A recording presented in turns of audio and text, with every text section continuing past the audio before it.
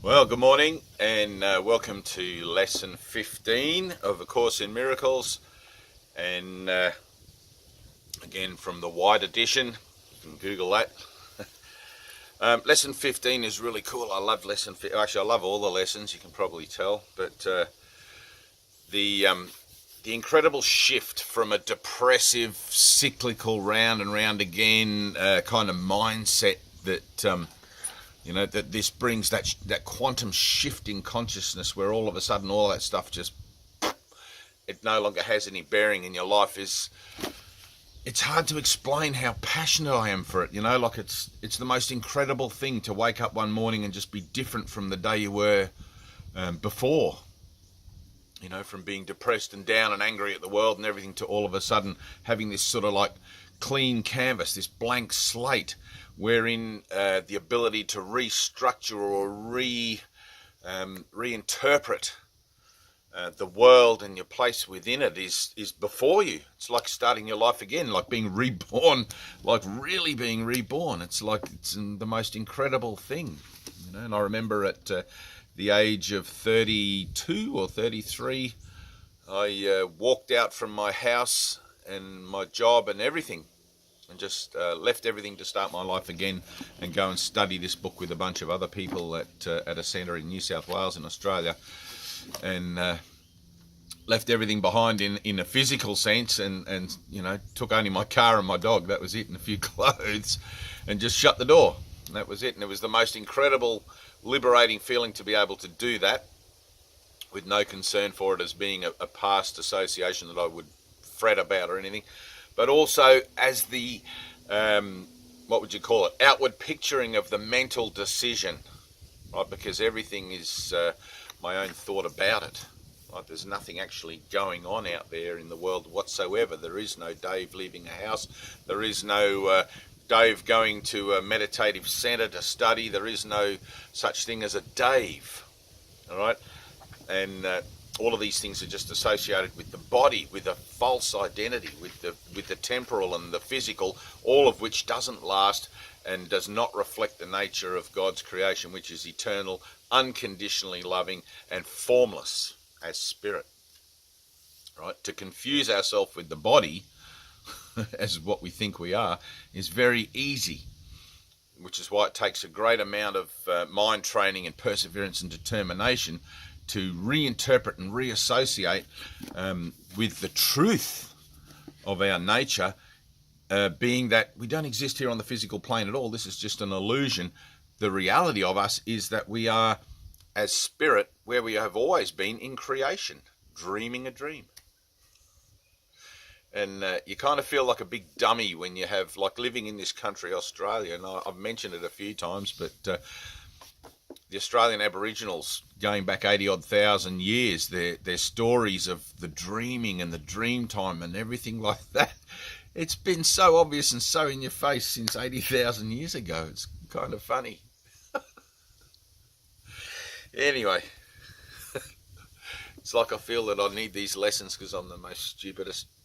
It's like, what a goof I made.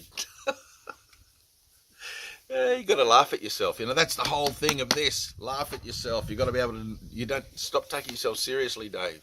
It's pretty funny.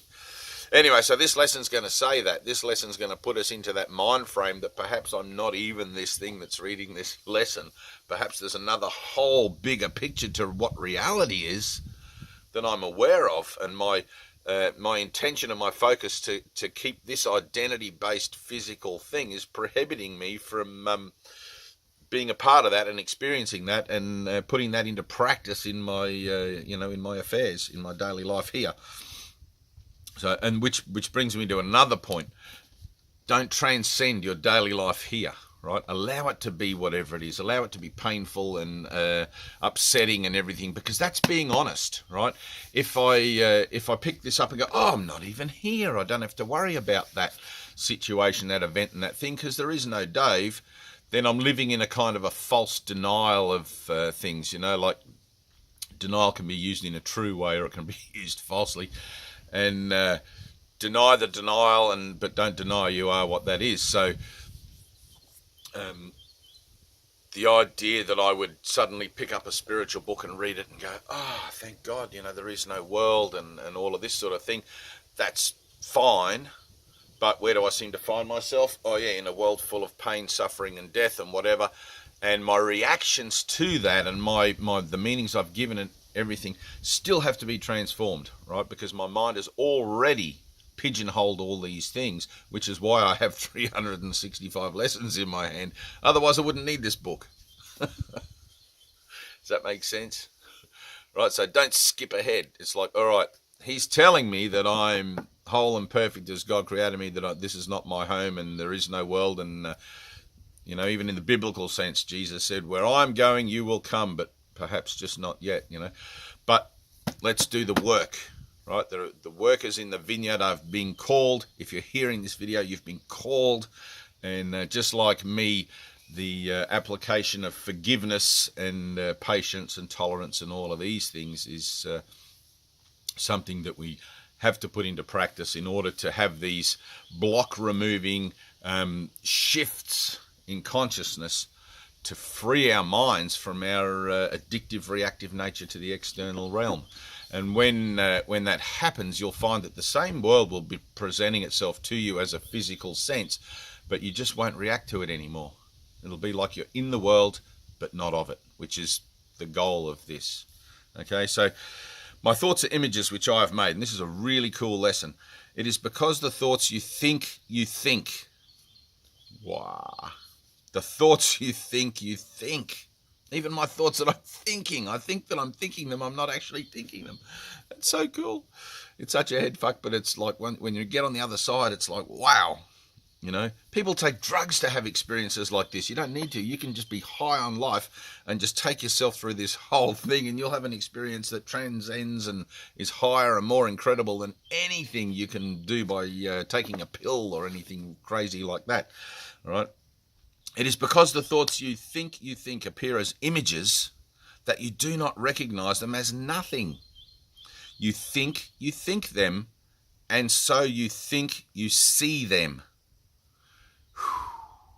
That's mind-blowing. This is how your seeing was made. This is the function you have given your body's eyes. It is not seeing. It is image making. It takes the place of seeing, replacing vision with illusions. This introductory idea to the process of image making, which you call seeing, will not have much meaning for you. You will begin to understand it when you have seen little edges of light around the same familiar objects which you see now. That is the beginning of real vision. You can be certain that real vision will come quickly when this has occurred. All right, so, and I had somebody this morning write to me about phenomena, and they were having flashes of light and having precognitive impressions of things of the future and all this sorts of stuff. There's a lot of phenomena that happens in this. There's a lot of psychic stuff. There's a lot of all sorts of things if you're ready for that, and if that's going to be part of your particular journey. If not, doesn't matter. Just keep going. But these things are temporary. Don't make them into a new temporal identity, right? Don't suddenly label yourself, oh, I'm a clairvoyant. I'm having these things of seeing the future and whatever and all this sort of stuff, and having things happen that actually happen, because that's what happens. But just keep going, all right? Don't get stuck in the idea, I'm a clairvoyant now and I'm going to tell people, I'm a prophet now and can tell people what's going to happen in the future.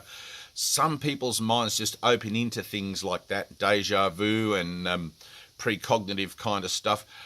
Let that happen. Just embrace it while it happens, breathe through it, and then just keep letting it go and keep getting on with your lessons. Keep finding those blocks to love and practicing that radical forgiveness on those blocks by taking responsibility, all right, for the manifestation of it, and then just keep moving onward.